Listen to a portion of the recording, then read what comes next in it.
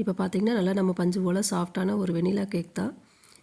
இது நம்ம அடுப்புலேயே பாத்திரத்தை வச்சு நம்ம ஈஸியாக செஞ்சிடலாம். இதுக்கு வந்து நம்ம முட்டையே சேர்க்கல. பாருங்கள் எவ்வளோ ஒரு மெதுன்னு அவ்வளோ ஒரு சாஃப்டாக நல்லாயிருக்கு.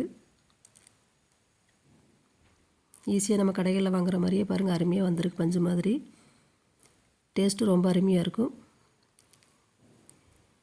இதுக்கு வந்து நம்ம வந்து சர்க்கரை வந்து ஒரு 1/2 கப் எடுத்துக்கலாம். தயிர் வந்து ஒரு 1/4 கப்பு, பால் வந்து ஒரு 1/4 கப்பு எடுத்துக்கலாம். நம்ம இதில் வந்து முட்டை சேர்க்கல. முட்டை சேர்க்குற மாதிரி இருந்தால் நம்ம தயிர் வந்து அவாய்ட் பண்ணிடலாம். ஒரு முட்டை சேர்த்துக்கலாம். இப்போ எண்ணெய் பார்த்திங்கன்னா சன்ஃப்ளவர் ஆயில் வந்து ஒரு 1/4 கப்பு கம்மியாக நான் சேர்த்துருக்கேன். இப்போ இது எல்லாத்தையும் நல்லா நம்ம பீட்டர் வச்சு இல்லைன்னா விஸ்க் வச்சு நல்லா நம்ம சர்க்கரையோடு நல்லா கலந்துக்கலாம். அதுக்கப்புறம் வந்து நம்ம மைதா மாவை அதில் சேர்த்துட்டு அதை நல்லா கொஞ்சம் நல்லா மிக்ஸ் பண்ணிக்கலாம். நம்ம சேனல்லே பார்த்திங்கன்னா நம்ம வந்து கேக் ரெசிப்பியில் நம்ம எல்லாமே பாத்திரத்துலேயே இட்லி பாத்திரத்தில் நம்ம இந்த மாதிரி செய்கிற மாதிரியான கேக் ரெசிபி நல்லா எல்லா விதமான கேக் ரெசிபி இருக்குது.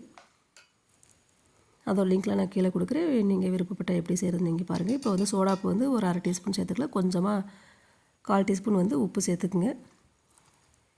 இதை சேர்த்துட்டு நம்ம வந்து பால் இன்னும் கொஞ்சம் நம்மளுக்கு கொஞ்சம் கெட்டியாக இருக்குது, அதனால் இன்னொரு கொஞ்சமாக பால் விட்டு நல்லா மிக்ஸ் பண்ணிக்கலாம். ஃப்ளேவருக்கு வந்து நம்ம வந்து வெனிலா எசன்ஸ் வந்து ஒரு 1/2 டீஸ்பூன் சேர்த்துக்குங்க. இப்போ நம்ம வந்து அந்த கேக் ட்ரேக்கு வந்து நம்ம வந்து கொஞ்சம் நெய் தடவி மைதா மாவு அப்படியே தூவிட்டு நல்லா டஸ்ட் பண்ணி எடுத்து வச்சுருக்கு. இப்போ பால் வந்து இந்த டைமில் இந்த அளவுக்கு நம்ம கலந்துட்டு நம்ம வந்து இந்த கேக் ட்ரேவில் வந்து நம்ம அப்படியே ஊற்றிக்கலாம். நம்மளுக்கு ஊற்றுற பதம் வந்து இந்த அளவுக்கு வரணும். அதனால் தேவைப்பட்டால் பால் நம்ம சேர்த்து நம்ம கலந்து இந்த மாதிரி ரெடி பண்ணிக்கலாம். இப்போ அடுப்பில் வந்து ஒரு பாத்திரத்தில் வந்து உப்பு கொஞ்சம் சேர்த்துக்கலாம், ஸ்டாண்டு வச்சுக்கலாம். அதுக்கப்புறம் நம்ம வந்து இந்த கேக் ட்ரே வந்து உள்ளே வச்சுட்டு ஒரு 20லேருந்து 25 நிமிஷம் நம்ம மீடியம் ஃப்ளேம்லேயே வச்சுக்கலாம். சீக்கிரமாக ஈஸியாக ரெடியாக நம்ம வச்சுருக்கிற குவான்டிட்டி பொறுத்து இருக்குது. இது பார்த்திங்கன்னா 15லேருந்து 20 நிமிஷத்துலேயே நம்மளுக்கு ஈஸியாக ரெடி ஆயிடுச்சு. இப்போ வந்து ஒரு கம்பி வச்சு குத்தி பார்த்தோம்னா ஒட்டாமல் வந்துச்சுன்னா நம்மளுக்கு ரெடின்னு பார்த்துக்கலாம். இப்போ இதை எடுத்துகிட்டு ஒரு 20 நிமிஷம் ஆற வச்சிடலாம்.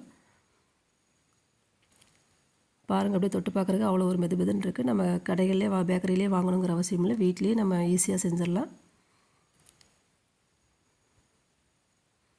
சூப்பராக பாருங்கள் நம்மளுக்கு ஒட்டாமல் அருமையாக வந்திருக்கு.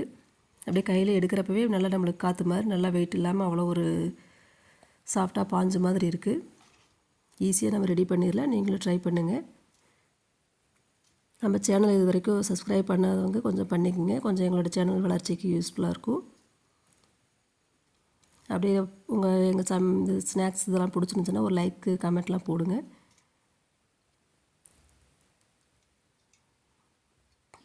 பாருங்கள் நம்மளுக்கு வந்து ஒரு 1/2 மணி நேரத்தில் ஈஸியாக ஒரு சாஃப்டாக எவ்வளோ ஒரு அருமையான ஒரு கேக் ரெடி ஆயிடுச்சு.